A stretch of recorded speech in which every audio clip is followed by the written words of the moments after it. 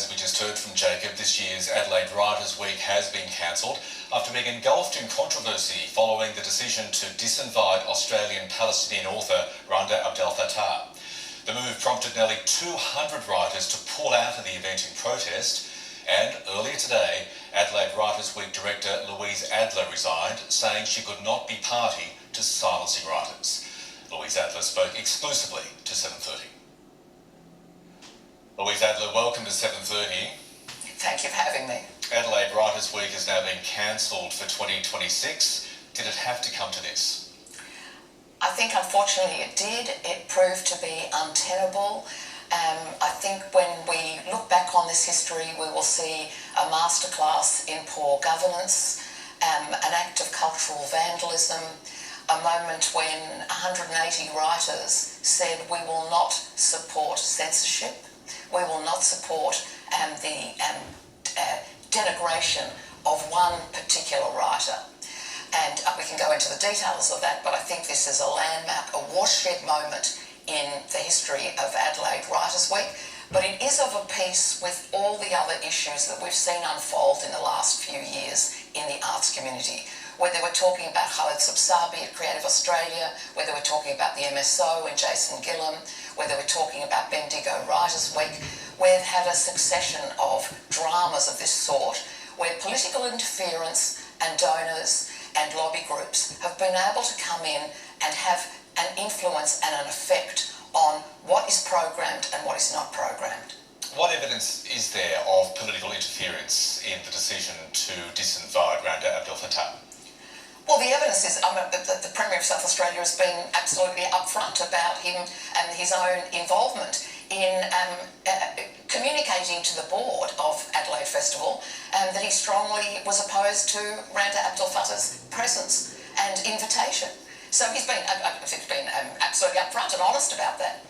The Premier today said he was all simply about trying to oppose hateful rhetoric, and he got quite emotional, Louise Adler, in expressing his point of view today. Here he is.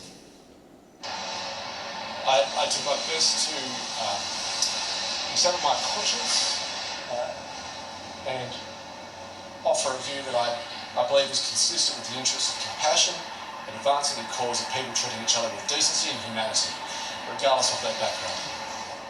It's genuinely what I tried to do. So there you saw the Premier. Do you believe Premier Malinauskas was coming at this from a position of decency and humanity? I would hope so. I've got no evidence to the contrary. But I wonder where his compassion and humanity and sensitivity was to Dr. Randa Abdel Fattah and the fact that her work as a Palestinian writer, academic, esteemed award-winning writer, and the history that she carries with her and the recent events where 70,000 Palestinians have been killed in Gaza. Where is the shared humanity and the understanding and compassion for Dr. Randa Abdel Fattah? Because I think the statement of the former board included the words cultural sensitivity.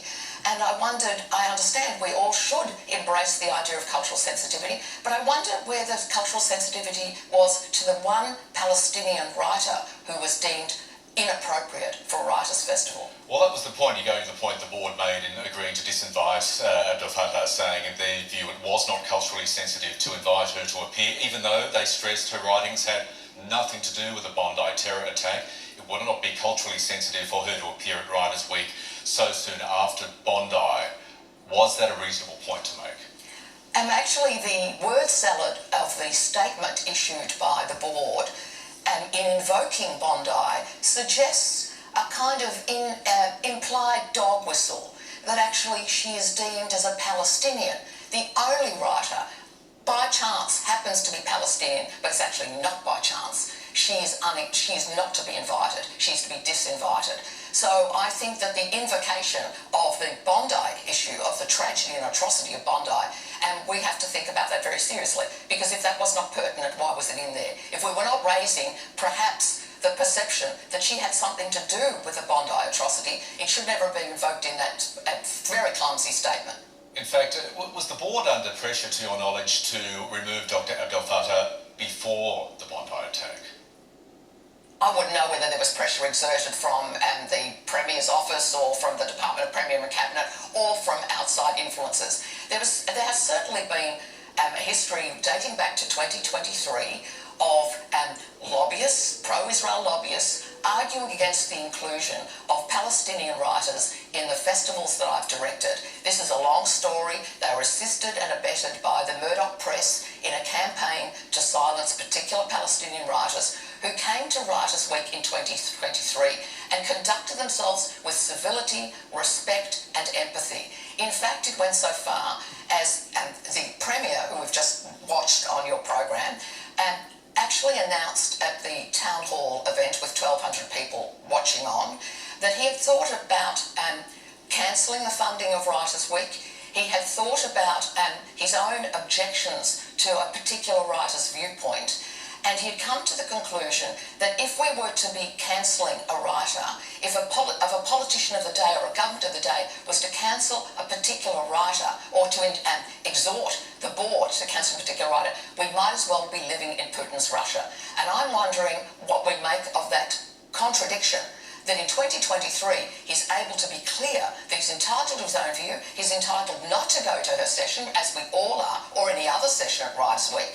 That's the joy of a democracy. But in 2026, we are not to have that kind of conversation. There's freedom of speech, and there are some of the comments made by Dr. Randa Abdel Fattah on social media over recent years. In March 2024, she said, quote, "If you're a Zionist, you have no claim or right to cultural safety," unquote. At the start of last year, she wrote, "May 2025 be the end of Israel." Has she gone too far in some of the comments she's made about Israel and Israelis on social media? From my point of view, I keep saying this, I don't invite writers to Adelaide Writers' Week because of their social media activity. And actually those two statements have since been deleted. I don't know when they were deleted, but they're certainly deleted. But the point is, I guess she made those statements. Yes, those statements exist, but she's not been asked to come to Writers' Week because of her social media feed. She's been asked to come to talk about a novel she's written called Discipline, a novel that's topical of this moment and I thought was worthy of a conversation. Can you understand why some of those comments would have angered some Jewish Australians? Oh yes, but I have to say to you, we platform and program people with a variety of views, including, for example, in 2026, we plan to have Tony Abbott talk about his book which celebrates the colonisation of Australia. And I think that's the opportunity that we offer at a Writers' Week for people with a variety of views that may be deeply offensive to some of us, whether it's Dr. Abdel Fattah's comments or it's Tony Abbott's comments. There are people who are going to not like those comments. But that's the joy of living in a democracy, is that you can come, you can listen, you can decide I don't want to listen to this person's point of view, but actually the point of a writers' festival is to discuss ideas that are challenging. There are 180 writers that have withdrawn in 3 days, and they have withdrawn, some of them because they support Dr. Abdel Fattah's viewpoint, and some of them, overwhelmingly I think, have recognised that this is a moment of censorship. This is a moment where freedom of expression matters, and that's what's at stake here. So the 2026 Adelaide Writers' Week is now cancelled. Is there any hope it can be resurrected from 27 onwards? So I've been coming to Adelaide Festival since I was 17 years of age, and so I'm one of the many people who are completely devoted to the wonderful opportunities that exist to enjoy culture in all its diversity in the first weeks of March. And Adelaide Writers' Week will rise from the ashes. I think this is an appropriate pause. It would have been impossible, it was untenable given so many writers had withdrawn, and to continue in this year, but I'm quite confident that in 2027 Adelaide Writers' Week will be back and triumphant. You wrote in your resignation statement today in The Guardian that the Adelaide Writers' Week in your view is the canary in the coal mine. What do you mean by that? I mean that the capacity for political interest groups and politicians of the day and citizens who have checkbooks are able to influence the curatorial independence and judgments of various arts organisations. We have had a catalogue of those incidents in the past, and I think what's happened in Adelaide Writers' Week is the canary in the coal mine. This is what's coming to us now, that we are, if you like, after Bondi, in a heightened state not of emotion. There are people who feel deeply grieved, as we all should, at that atrocity, but there are people who feel deeply that it is important to control what artists say and what artists make. And that's the problem here. So from my point of view, there's a very important lesson in here for the arts community and those people who feel committed to a practice of freedom of speech, freedom of expression and inclusivity and civil discussion. Louise Adler, thanks for your time. Thank you for having me. Bravo, Louise Adler. Bravo.